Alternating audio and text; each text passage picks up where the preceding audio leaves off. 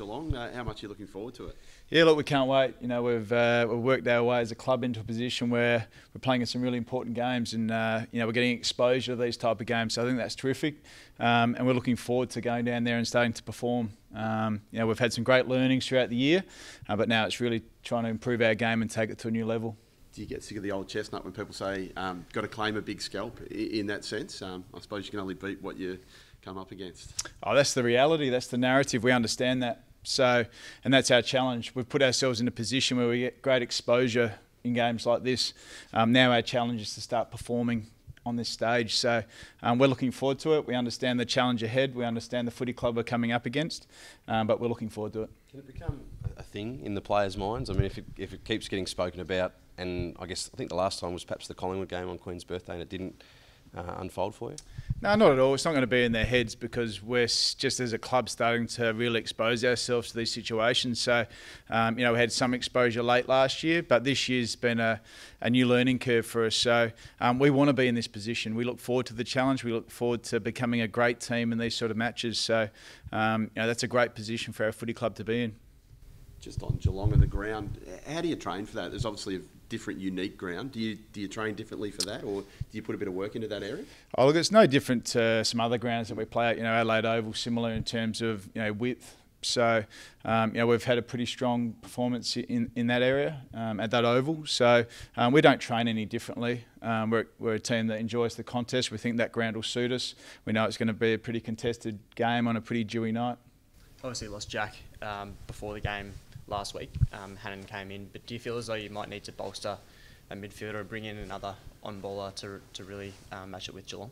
That'll be something we discuss later today. There's no doubt we lost Jack and we brought in Mitch Hannon. So we'll have a look at that today. We thought it operated relatively well, but in saying that, we're coming up against Geelong, a different, you know, challenge, a different midfield group, a very deep midfield group. So that's something we'll certainly talk about tonight. And Joel Smith obviously didn't make it to the line last week, but has he come back into the equation given that he was in decent form sort of going into last week? Yeah, look, he comes back into the equation. You know, we thought Bernie Vince came in and played a pretty solid game last week, so he comes back into the equation, but once again, we'll discuss that tonight. Just at stages of last week, third quarter particularly, is that as well as you played for a period of time, do you think? Yeah, look, it's, you know, we've probably had patches in games where we've played pretty well, and I think we're continuing to improve. And what we saw in that third quarter was a midfield group and a ruck combination that really dominated centre bounce, and you know, that's been building for a period of time now. So that's not going to happen every week. It's a challenging area to continually be great at, but you know, our game's continuing to improve and we're continuing to evolve. You know, I think our defence in the last couple of weeks has been really strong. Just on Jack and a few of the injuries, you've had three related stress injuries to feet this year. Obviously, is that a bit of a concern, and is that something that you'll look to revise maybe with your training program, do you think? We continually look at our training program, our injuries. We've been really fortunate with injuries so far this year in terms of our players, but we have had a couple of feet, so we'll continue to assess that. But I think if you look across the competition, there's probably a few more feet injuries than in every club. So you know, we'll have a look at our loads, we'll have a look at our grounds, we'll have a look at all those things that potentially go into those issues. But you know, we've been really fortunate as a club with our injuries. So you know, our high performance and our doctors have done a really strong job this year. I think the Bulldogs have had a few as well. Is that a concern, like league-wide, that's sort of starting to come up? Do you feel as though you need to train your players a little bit differently maybe? Yeah, I think it's something every club will be looking at. You know, as I said, I think it's across the industry that we're seeing more feet injuries. So I'm sure every club's looking at it. I'm sure it'll be a really discussion point at the high performance and medical officers type of meetings and get-togethers. So I'm sure every club will be looking at that.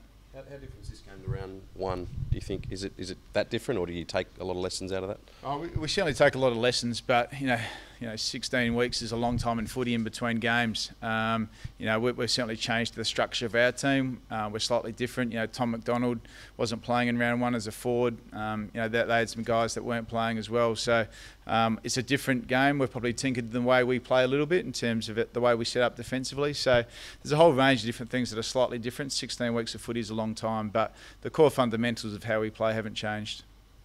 Do you look at locking down on, obviously you have to in a sense, we've got three to worry about, Geelong maybe more than the three, but is Selwood potentially a person you would lock down on this week, Simon? Yeah, look, we're going to look at all their midfielders. You know, they all have different impacts in different facets of the game.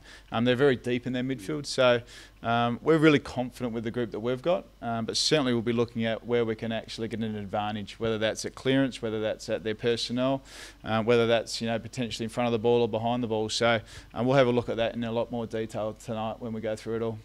Bernie's been playing a bit more in defence, but and Harms had a bit of a role last week. Could you throw another role to Bernie perhaps like you had in the past, do you think? Could that get him going perhaps? Oh, look, we were really happy with how he played down back last week. We thought he was really strong. So he's someone that is a winner. It doesn't matter where you're playing, whether it's on ball, down back. He's a winner. He competes strongly every time he plays. So he's come back into the team for that reason. So we'll certainly have a look at that. But we thought James Harms was a really important player for us in the midfield mix last week. So we'll probably head down that path, I would have thought. Vandenberg had another really good game at Casey. Does he come back into the selection equation this soon, or does he need another couple of weeks before he's conditioned? Yeah, no, he needs a few more weeks yet. So he's missed a lot of footy. So last week was his second game back.